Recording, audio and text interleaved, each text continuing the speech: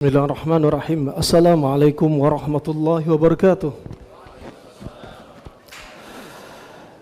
Innal hamdalillah nahmaduhu wa nasta'inuhu wa nastaghfiruh wa na'udzu billahi min shururi anfusina wa min sayyiati a'malina. May yahdihillahu fala mudilla lahu wa may yudlil fala hadiya lahu. Asyhadu an la ilaha illallah wahdahu la syarika lahu وأشهد أن محمدا عبده ورسوله. قال تعالى يا أيها الذين آمنوا اتقوا الله حق تقاته ولا تموتن إلا وأنتم مسلمون. وقال تعالى يا أيها الناس اتقوا ربكم الذي خلقكم من نفس واحدة وخلق منها زوجها وبث منهما رجالا كثيرا ونساء واتقوا الله الذي تساءلون به والأرحام إن الله كان عليكم رقيبا. وقال تعالى يا أيها الذين آمنوا اتقوا الله وقولوا قولا سديدا يصلح لكم أعمالكم ويغفر لكم ذنوبكم ومن يطع الله ورسوله فقد فاز فوزا عظيما. فإن أصدق الحديث كتاب الله وخير الهدي هدي محمد صلى الله عليه وسلم وشر الأمور محدثاتها وكل محدثة بدعة وكل بدعة ضلالة وكل ضلالة في النار. رحمني ورحمكم الله جميعا. Pada hari ini kita bertakbir, Allahu Akbar, Allahu Akbar, Allahu Akbar, La ilaha illallah, Wallahu Akbar, Allahu Akbar, walillahil hamd. Rahimani wa rahimakumullah. Pada hari ini, hari yang sangat agung, hari yang Nabi Ibrahim alaihissalam melakukan sesembelihan, hari di mana Nabi SAW juga menjalankan sunnah yang dilakukan Nabi Ibrahim alaihissalam, sebagaimana dikatakan para ulama, syar'un lana syar'un ma qablana syar'un lana idza wafaqa as-sunnah. Syariat umat-umat di masa silam akan menjadi syariat kita selama syariat tersebut mencocoki sunnahnya Nabi SAW. Demikian syariatnya Nabi Ibrahim dan Nabi Muhammad SAW kali ini bersatu ketika menegakkan kalimat tauhid, yang mana kalimat tauhid darurat untuk kita ilmui. Kalimat tauhid wajib kita ilmui untuk masing-masing diri kita pribadi.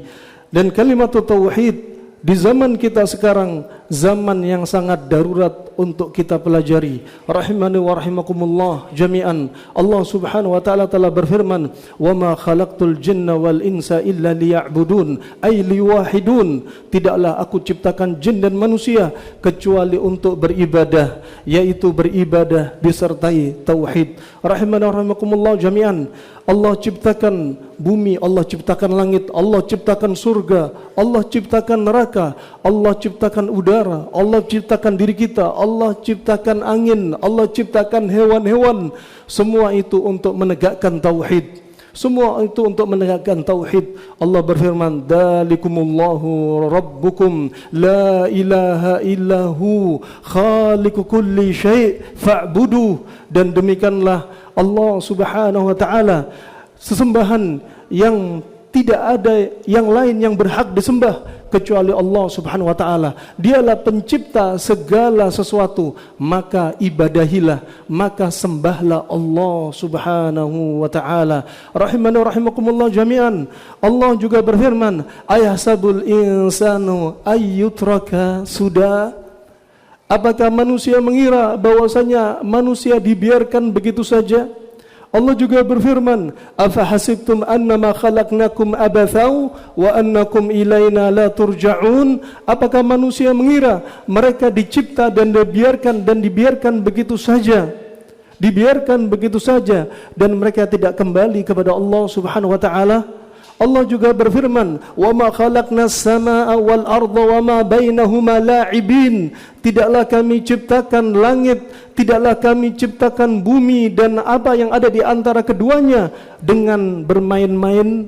Allah menciptakan kita, Allah menciptakan bumi dan langit adalah untuk kita bertauhid kepada Allah Subhanahu wa taala. Pada hari ini sebagaimana Allah telah berfirman, "Fashalli li rabbika wanhar." Pada hari ini terkumpul berbagai macam ibadah. Ibadah haji, sedekah, sembelihan, kemudian salat Idul Adha dan lain sebagainya dari ibadah-ibadah yang agung. Rahimani rahimakumullah jami'an. Fasalli li rabbika wanhar, maka tegakkanlah salat untuk Rabb Anda dan sembelihlah. Di sini menunjukkan bahwasanya ibadah tidaklah sah kecuali dengan tauhid. Ibadah tanpa tauhid seperti salat tanpa wudu. Kita hidup di dunia terkait dengan tauhid seperti jasad kita. Jasad kita adalah dunia dan roh kita adalah tauhid. Seandainya kita tidak punya roh, seandainya kita tidak punya tauhid, kita hidup di dunia seperti bangkai-bangkai, seperti hewan yang tidak mau diatur. Rahimana wa rahimakumullah jami'an. Demikian, bahkan apa yang kita injak sekarang, mimbar ini, aspal yang Anda injak, bumi yang Anda injak, masjid yang Anda berdiam padanya, pohon yang ada di sekitar Anda, semua bertasbih kepada Allah Subhanahu wa taala, diciptakan untuk bertauhid. Tusabbihu lahu samawati sab'a wal ard wa ma fihin wa ma fihin.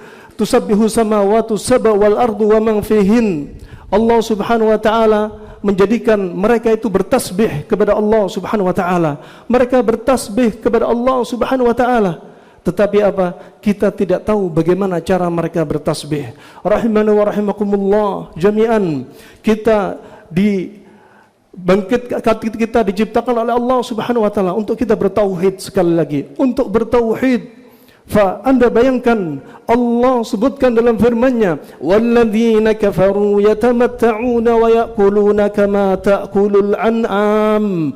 Dan mereka orang-orang yang kafir, orang-orang yang tidak beriman kepada Allah dan Rasul-Nya, mereka menikmati dunia, mereka menikmati makanan yang Allah sediakan untuk mereka sebagaimana binatang ternak makan. Allah tidak menjadikan hamba-hambanya yang berislam tidak makan, tidak merasakan nikmat dunia sebagaimana binatang ternak makan dan menikmati nikmat dunia, menghirup oksigen, makan dari makanan yang mereka inginkan, mulut mereka tetap makan, dibiarkan perut mereka tetap besar, semakin besar karena makanan mereka, dan mereka meninggalkan ibadah, dan sebagian mereka tidak bertauhid kepada Allah Subhanahu wa taala. Allah tidak menginginkan.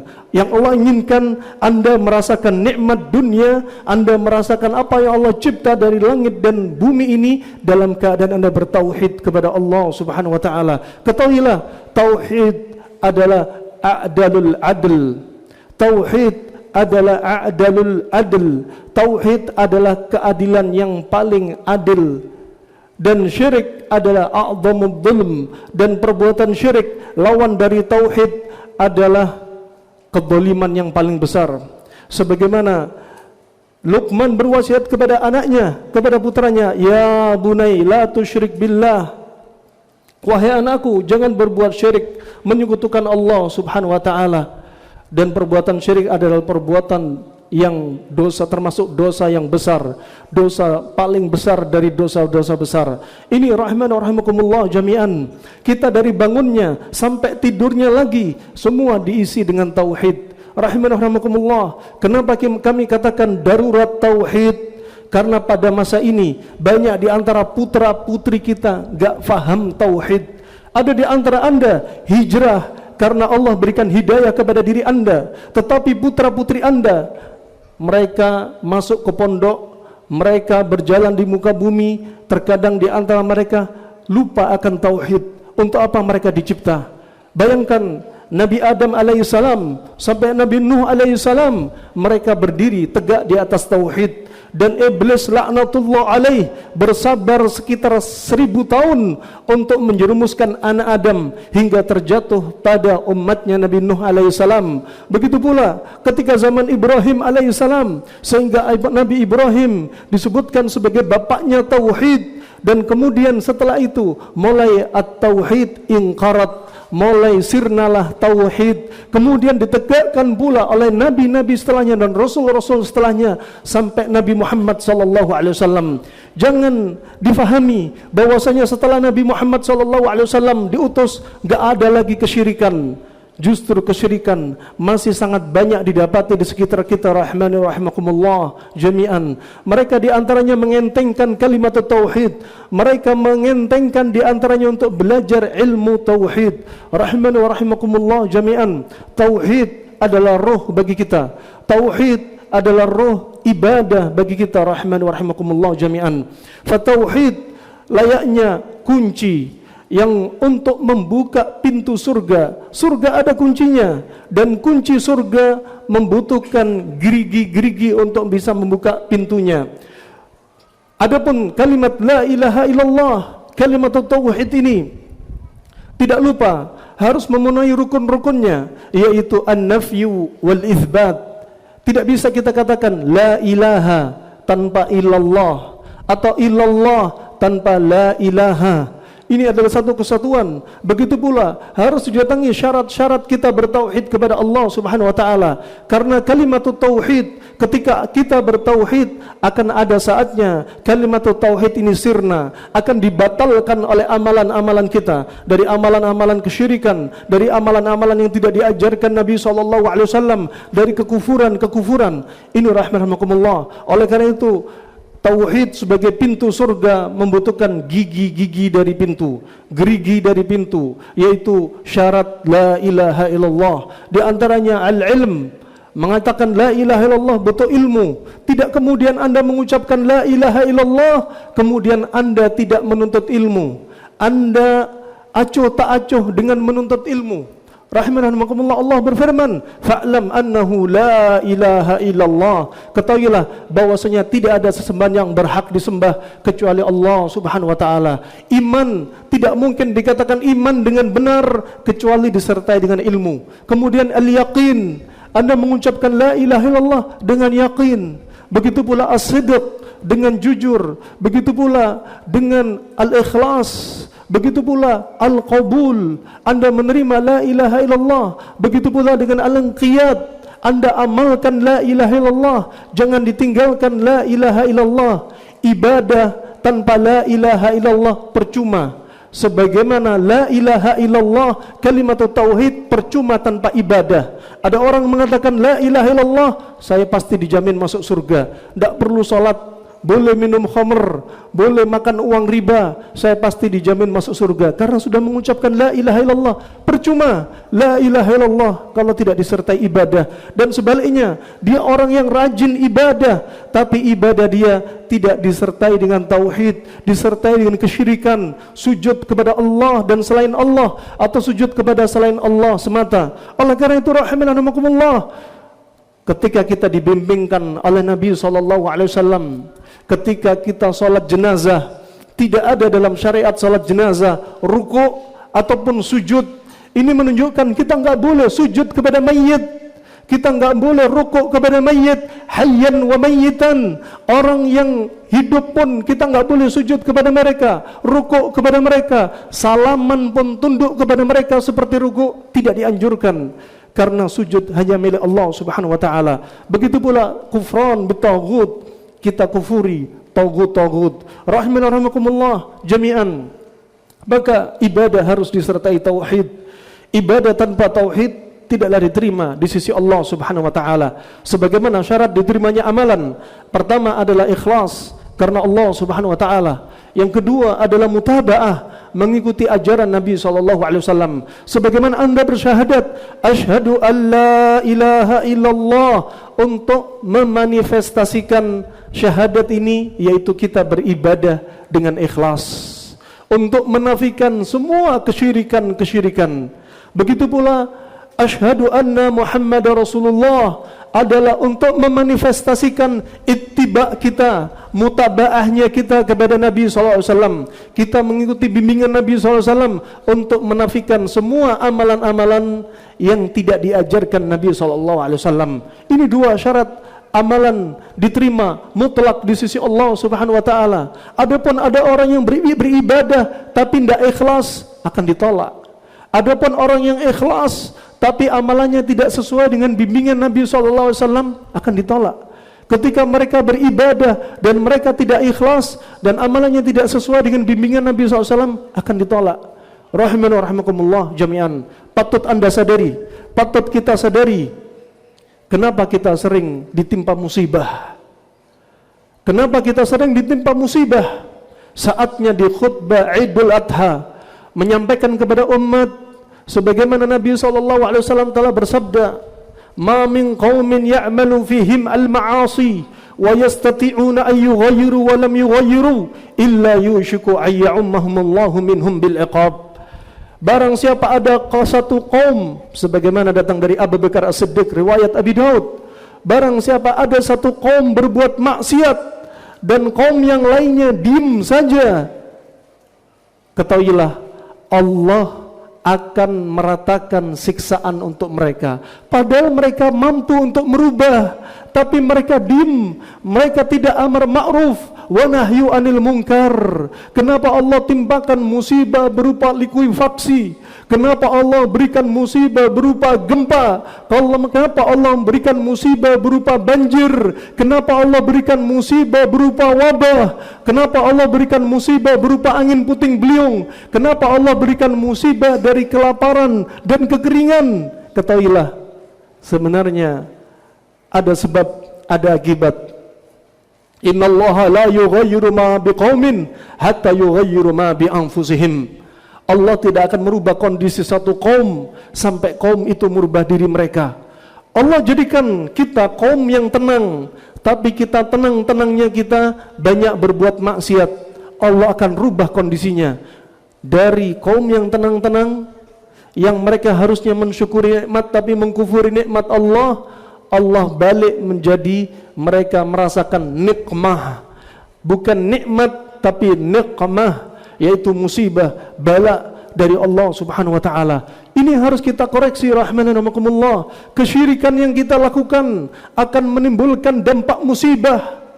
Kemaksiatan yang kita lakukan akan menimbulkan dampak musibah. Rahmanan wa rahimakumullah jami'an. Hati-hati di zaman sekarang. Berapa banyak putra-putri kita yang mengalami krisis moral.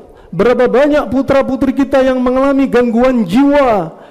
Berapa banyak di antara putra-putri kita yang mereka tidak mau diatur. Berapa banyak putra-putri kita yang mereka tidak tahu ibadah. Mereka tidak punya keinginan ibadah kecuali jika dipaksa orang tua. Kenapa demikian? Bermula dari tauhid. Maka darurat tauhid perlu dilakukan. Bapak ibu perlu mengajarkan tauhid. Ibadah bukan karena orang tua, tapi ibadah karena Allah Subhanahu wa taala. Demikian, jika tidak, kerusakan akan merata. Berapa banyak sekarang anak-anak SMP, anak-anak SD punya grup WhatsApp LGBT.